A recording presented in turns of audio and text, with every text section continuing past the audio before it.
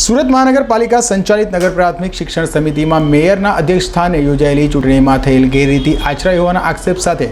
આમ આદમી પાર્ટી દ્વારા હાઈકોર્ટમાં કરાયેલી અરજીને હાઈકોર્ટ દ્વારા માન્ય રાખવામાં આવી છે। સુરત મહાનગરપાલિકાની નગર પ્રાથમિક શિક્ષણ સમિતિ ચૂંટણી કે જેમાં ગેરરીતિ આચરવામાં આવી હતી જેનો આમ આદમી પાર્ટી દ્વારા સખત વિરોધ કરવામાં આવ્યો હતો, જેના સંદર્ભે અમે હાઈકોર્ટમાં અરજી કરી છે। તમારી અરજી હાઈકોર્ટે સુનાવણી માટે માની રાખી છે, જેથી એ પ્રમાણિત થાય છે કે અમારી માંગવામાં તથ્ય છે, જેના સંદર્ભમાં હાલ માનનીય હાઈકોર્ટ પાસે ન્યાયની અપેક્ષા રાખીએ છીએ અને આશા પણ રાખીએ છીએ કે આ ચૂંટણી કે જેમાં ગેરરીતિઓ થયેલી છે તે ચૂંટણી રદ રાખવામાં આવે અને ફરીવાર ચૂંટણી થાય, જેની સુનાવણી તારીખ 7/10/2021ના રોજ થનાર છે। આમ આદમી પાર્ટી જેના ઉપર સુરતની જનતાને વિશ્વાસ રાખી વિપક્ષની જવાબદારી આપી છે, તે જનતાને અમે વિશ્વાસ આપીએ છીએ કે સુરત શહેરના હિત માટે અમે મજબૂતાઈથી લડાઈ લડતા રહીશું। તેમાં સાથે સાથે બીજી પણ વાત ધ્યાનમાં આવી છે કે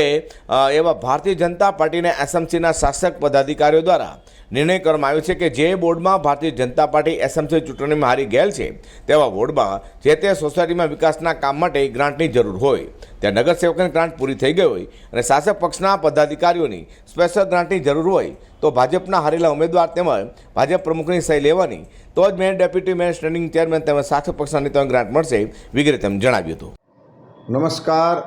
હું ધર્મેશ ભંડેરી, વિપક્ષ પ્રતિનિધિ, સુરત મહાનગરપાલિકા। ગઈ તારીખ 25મી જૂનના રોજ સુરત મહાનગરપાલિકા ખાતે નગર પ્રાથમિક શિક્ષણ સમિતિની જે ચૂંટણી આયોજિત થઈ હતી એ ચૂંટણીના પરિણામોમાં ઘણી બધી ગેરરીતિઓ થઈ હતી। અમે એમનો એ સમયમાં વિરોધ પણ કરેલો હતો અને એનો વિરોધ અમારો એ સમયમાં માન્ય રાખવામાં ન આવ્યો, તો એના વિરોધમાં અમે હાઈકોર્ટના દ્વાર ખટખટાવ્યા અને માનનીય હાઈકોર્ટને મેં અરજી કરી અને માનનીય હાઈકોર્ટે અમારી અરજીને માન્ય રાખી છે અને આવતી તારીખ 7/10ના રોજ એની પ્રથમ સુનાવણી હાથ ધરવામાં આવશે, જે બદલ અમે માનનીય હાઈકોર્ટ પાસે અપેક્ષા રાખીએ છીએ કે અમને આમાં પૂરેપૂરો ન્યાય મળશે અને ગેરરીતિ થયેલી ચૂંટણીને રદ ગણવામાં આવશે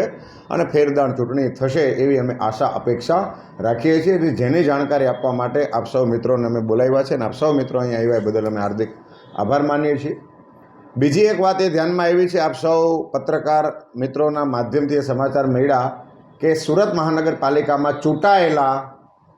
પદાધિકારીઓ દ્વારા એવો નિર્ણય લેવામાં આવ્યો છે કે જે વોર્ડમાં ward number 2, ward number 3, ward number 4, ward number 5, ward number 7માં 2 સીટ, વોર્ડ નંબર 16 અને વોર્ડ નંબર 17 આટલા વોર્ડમાં આમ આદમી પાર્ટી ચૂંટાઈ નથી। એ વોર્ડમાં જ્યાં આમ આદમી પાર્ટી ચૂંટાઈ નથી ત્યાં ભારતીય જનતા પાર્ટીના હારી ગયેલા ઉમેદવારો જ્યાં સુધી પોતાની સહી નહીં કરી આપે ગ્રાન્ટ આપવા માટે, એટલે કે આ વિસ્તારની સોસાયટીઓને પોતાના વિકાસના કામો માટે જે ગ્રાન્ટ જોઈએ એ ગ્રાન્ટ, અમારી ગ્રાન્ટ પૂરી થઈ જાય, અમારા 4 કાઉન્સિલરો જ્યાં છે, એટલે કે 40 લાખ રૂપિયાની ગ્રાન્ટ પૂરી થઈ જાય પછી વિશેષ ગ્રાન્ટની જરૂરિયાત પડે ત્યારે વિશેષ ગ્રાન્ટ જે પદાધિકારીઓને 1 કરોડ રૂપિયા સુધીની જે ગ્રાન્ટો મળે છે એ ગ્રાન્ટનો ઉપયોગ દર વખતે લેવામાં આવતો હોય છે, પણ આ વખતે આ તુગલકી તાલિબાની જેવા શાસકોએ એવો નિર્ણય લીધો છે કે અમારી એ ગ્રાન્ટ એમને જોઈએ તો એ ગ્રાન્ટ મેળવવા માટે અમારા હારી ગયેલા ઉમેદવારોની અને વોર્ડ પ્રમુખની સહી લેવાની રહેશે, એની સહી મળશે તો અમે એમને ગ્રાન્ટ આપીશું। એનો અર્થ એમ થયો કે આપણે આ દેશના લોકો ક્યાંય લોકશાહીમાં જીવતા નથી। એ જે પદાધિકારીઓ છે, પદાધિકારીઓ કોઈ વોર્ડ પૂરતા સીમિત નથી, કોઈ પાર્ટીના નથી, એ આખી મહાનગરપાલિકાના છે, આખા મહાનગર વિસ્તારના છે। એને ભૂલી જવું જોઈએ કે હું મારા વોર્ડમાં છું અથવા અમે જ્યાંથી ચૂંટાય છે એના મેયર છે, નહીં, તમે જ્યાં હાર્યા છો એના પણ મેયર છો, તમે જ્યાં હાર્યા છો એના પણ સ્ટેન્ડિંગ ચેરમેન છો, એટલે તમારી ફરજ એ આવે છે કે દરેક જગ્યાએ અમારી ગ્રાન્ટની રકમ આપવી જોઈએ, કારણ કે આ ગ્રાન્ટની રકમ એ સુરત મહાનગર આમ આદમી પાર્ટી ભારતીય જનતા પાર્ટીના શાસકોમાં આ તાલિબાની નિર્ણયનો વિરોધ કરે છે। મને જણાવે છે કે સુરત મહાનગરપાલિકાએ કોઈ પણ રાજકીય પક્ષની માલિકીની જાગીર નથી કે તેમના તગલગી નિર્ણય ચલાવી લે।